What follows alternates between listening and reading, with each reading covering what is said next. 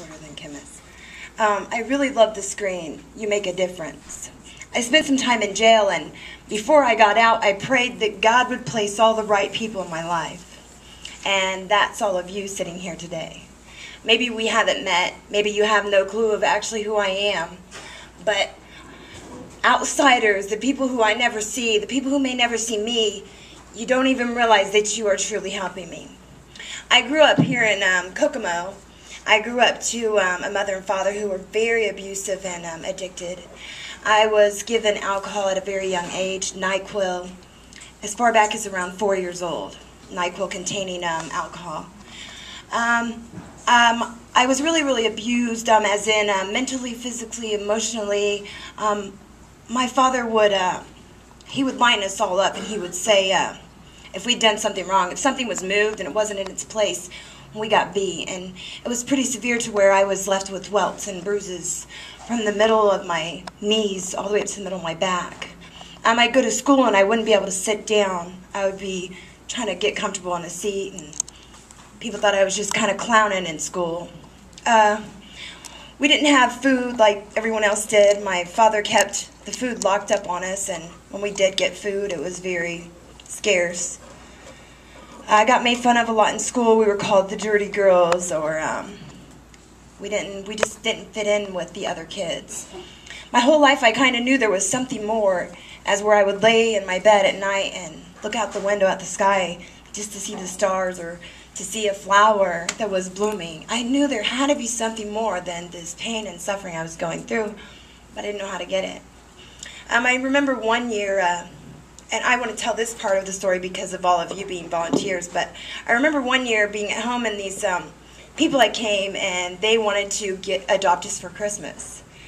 And I felt like that was the most amazing thing in the world. I knew then in that moment there was some kind of God.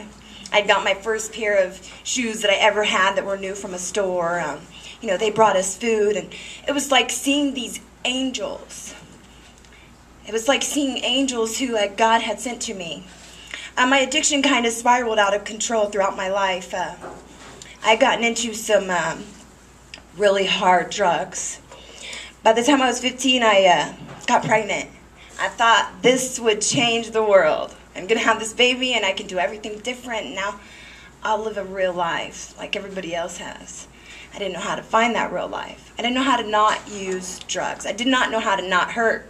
I didn't know how to fill the emptiness that I felt inside. So I went on and continued to use until, let me back up a little. At the age of 12, I took to the streets. I lived on my own and literally had to get into dumpsters. Like VP would throw away food, eat out of gardens, beg for food, do whatever it took to get food or my high.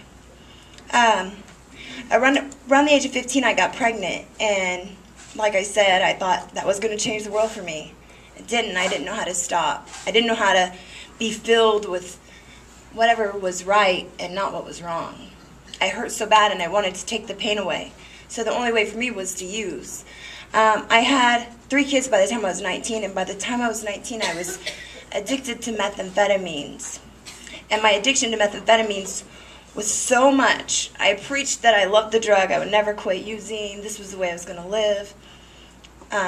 I named my daughter after crystal meth.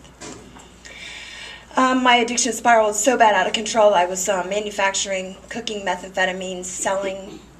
I became an IV user to the point I was using anywhere up to $150 every hour and a half. I was out of my mind. Insanity was kicking in. I didn't trust anybody.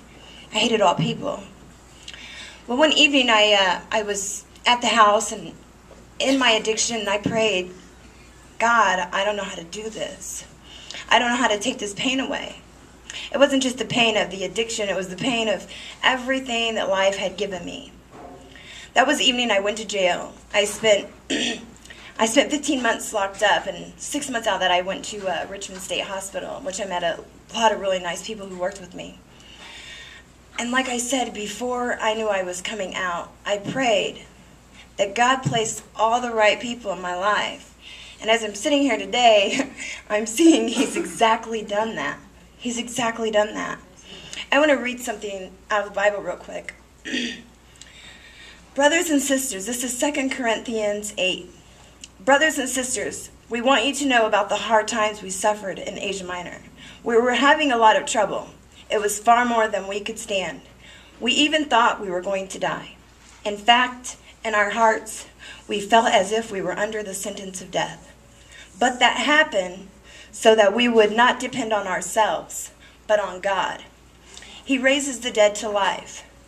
God has saved us from deadly dangers, and He will continue to do it. We have to put our hope in Him. He will continue to save us. I sit in this room and I see all workers of God. I think of myself, I think of this, how Jesus used to come and He would speak to the multitudes, and there were those group of people that were right there in the front, and they wanted to be right next to Jesus. You know, they knew that He was Jesus. Then there was probably that group in the back, you know. Okay, I know, but I don't know. I want to see. I need a little bit of proof, so I'm here, but... And then there was that group behind there. I think I know, but these people know too. So I'm here. I'm with the people who want to crucify, but I'm over here jumping that line, and that was me. I was jumping that line. I was one who wanted to crucify, but one who wanted to know. Now I'm standing in the front of the line saying, please don't leave me, wanting to just grab the hem of His garment. And that's all because of the people that God has placed in my life. And those people being all of you in this room. I don't know what it is you do. You may never see my face. You may never even get a moment to talk to me. And some of you may. But whatever it is that you're doing is helping me. It's helping the little children that I live with in the shelter. It's helping the women that are finding strength and finding their voice and finding God. It's helping the men, which I do speak with some every once in a while. Not intentionally. They're in a program I'm in. I've got the greatest man. But it's helping us. I want to say a poem before I walk away. This is a poem I wrote in jail, and this is when I found God. I used to claim my addictions, my burdens, and my pain. I used to claim I was better and had everything to gain. I used to claim that I was fine to be high and out of my mind. I used to claim that I was a good mother all the time. I used to claim that it was okay to lie, steal, cheat, and break the law. I used to claim I'd stay the same, I'd never change. I'd always make, sell, and shoot up drugs. I used to claim that I was loved. But I lied, till one night I cried, please, dear God, take it all away. I prayed this in Jesus' name. That was the day I went to jail. That was the day I was freed of my own personal hell. So hear me when I say those are the things I used to claim. Now I claim a new life and a chance to live right with God by my side.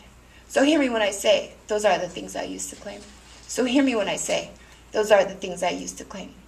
So hear me when I say those are the things I used to claim. Thank you.